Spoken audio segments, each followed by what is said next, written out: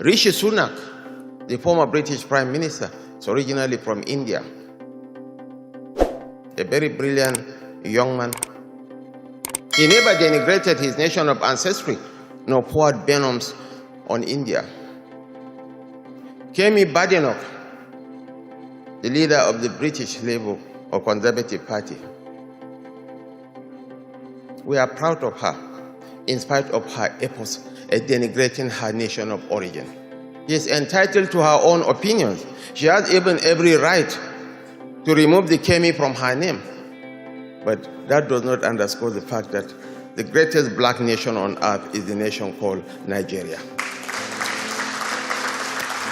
1 out of every 3-4 black men is a Nigerian. And by 2050, Nigeria will surpass the United States, will be the 3rd most populous nation on earth. 1 out of every 3 black men will be a Nigerian. This delusional grandeur that we've been experiencing for a very long time, trying to pacify ourselves that Nigeria is the greatest black nation on earth. Nigeria is the most populous black nation on earth. Nigeria is a giant of Africa. To what end? To what end is Nigeria given all this accolade? All this only end on the walls of the lips. It does not translate to the reality of things we are experiencing as Nigerians. Kemi Badenoch said what she said, and she was spot on in her assertion about Nigeria. Kemi Badenoch does not want to associate herself with Nigeria, and she gave a reason for that. According to her, Nigeria is a corrupt country. Nigeria has corrupt politicians who are destroying the life of the citizen. Everything that Kemi Badenoch said about Nigeria is nothing but the truth. We can keep lying about it just to pacify our self-ego and image, but the truth remains that Nigeria is systemic corrupt. Nigeria is a country that does not regard the rule of law. Nigeria is a country that does not protect the right of the vulnerable. A country with decades of years of independence and over 20 years of democracy cannot conduct a competent, free and flawless election.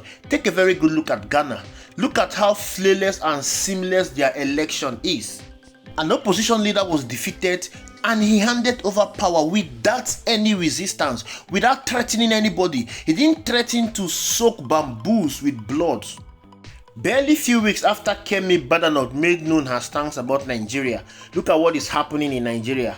Dele Farotimi, a human rights lawyer and activist, was abducted by a senior advocate of Nigeria, incarcerated in the prison, passed judgment within 24 hours. They brought him in court in cuffs like a common criminal. He was granted bail of 50 million naira and his case subsequently adjourned to January 29, 2025. In a country that is governed by the rule of law, there is no how you will arrest and incarcerate someone for defamation of character. Defamation of character is a civil matter. It has nothing to do with the police. It has nothing to be reminded in the police custody. Take a very good look at Yaya Bello, a former governor of Kogi State who ruled Kogi State for a total term of 4 years, 8 years total.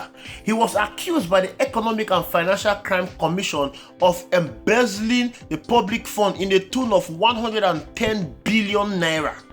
For months, the EFCC has been trailing Yaya Bello. They've been promising to arrest him. They finally arrested him and took him to court.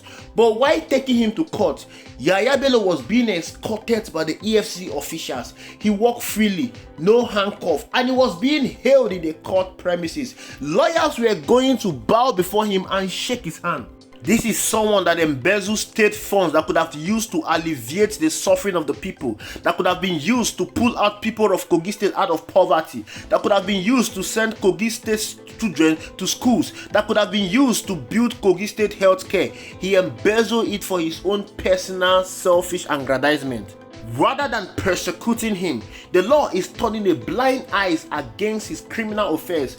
But the law is fully awake and functional on a civil matter that has nothing to do with the police case. With all these things that are happening in this country, How do you send the message across to the international community? How do you want the international community to perceive you? How do you want someone like Kemi Badenoch, who is a leader in the UK Conservative Party, who is vying to become the Prime Minister of the United Kingdom, to come and associate herself with a Nigerian state that is corrupt, within a Nigerian state that is ruled by corrupt kleptomanians, by politicians who all they care is to hold on to power, by politicians who all they care is to loot the nation's resources dry? How do you want someone like Kemi Badenoch, a woman that has rose to that prominent role that she is today, without any form of scandal? If Kemi Badenoch was to be in Nigeria, she would not have gotten to where she is today. She would not have been who she is today. Kemi Badenoch is who she is today because she is in a country that respects the law of the land. She is in a country that gives opportunity for everyone, irrespective of your financial status, your family background, your race, to become who you are. Kemi Badenoch is a Nigerian, but she is succeeding in the UK as a great politician. She will not do that in her hometown. In Nigeria, people in Nigeria are not even allowed to become who they are. They are not even allowed to attend the highest position in the political office. The same vice president of Nigeria today that is speaking is Kashim Shettima. He was a governor of Borno State. During his tenure as a governor of Borno State, the state was besieged by Boko Haram insurgents. During his tenure as a governor of Borno State, innocent students were kidnapped under his watch, and he did not do anything to save them, despite warning from the Ministry of Education that these students should be evacuated out of that region. This same vice president is someone that has been seen to dine with terrorists. Kashim Shettima was accused of sponsoring Boko Haram insurgents in Borno State.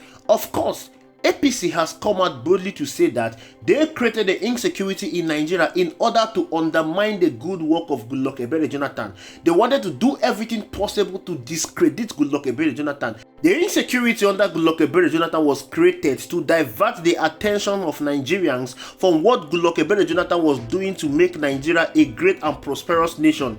As of that time where the insecurity was going on, simultaneously, Nigeria was adjudged as the third fastest growing economy in the world, the biggest economy in Africa. But Nigerians were not talking about the economic growth. They were rather focusing on the insecurity that was created by APC to discredit the government of Goodluck Ebele Jonathan. All they wanted to do was to take over power. They wanted to grab power from a man that was fixing the nation, that was making the nation to be economically viable. Today, Kashim Shettima is now the Vice President of the Federal Republic of Nigeria. What is the pedigree of Kashim Shettima that made him to become the Vice President? What is his antecedent? What is his character? What has he done? What services has he offered to this country that has accorded him such prestigious office like the Vice President of the Federal Republic of Nigeria? Absolutely nothing. When you want to go back to his antecedent and pedigree, he oversaw a state that was ravaged by insecurity. He oversaw the moment in the history of this country where over 260 innocent schoolgirls were kidnapped by the Boko Haram terrorists. Does this accord him the privilege of becoming the Vice President of the Federal Republic of Nigeria? Absolutely no. It can only happen in Nigeria because Nigeria as a country does not reward hard work. Nigeria as a country does not reward competency and meritocracy. Nigeria rewards men who do everything possible to acquire wealth in a dubious way with political office as long as they can buy their way to power. Just steal the money, bribe the judge, bribe INEC, bribe the people. You will be given political power in this country. Kashim Shettima will not have become who he is today in a country that is functional if he has done the same thing he did in Nigeria in that same country. The political status, the pedigree that Kemi Badenoch has attained to today, Kashim Shettima would not have been able to attend to it if he was also in the same country with Kemi Badenoch.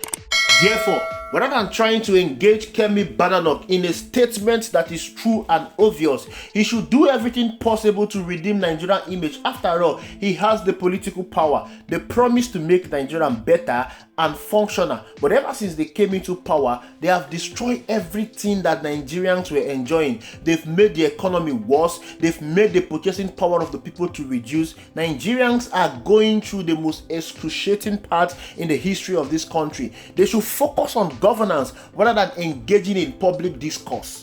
Nigerians do not want to hear mere words. They don't want to hear mere wishes. Trying to say that Nigeria is the greatest and the most populous black nation on earth. Of course, that is true, but it only exists on paper. It only exists on the walls of the lips. It does not translate to reality. They should do everything possible because they have the political will and the political power right now to make Nigeria to become in reality the most populous black nation on earth.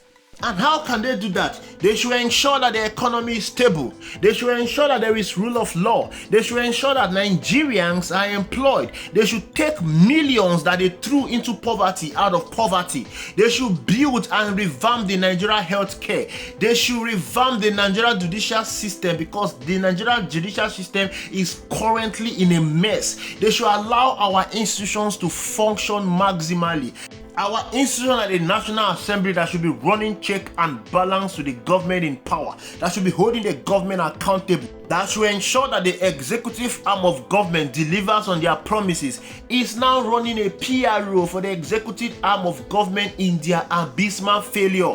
They are now loyal to the executive arm of government rather than being loyal to the people.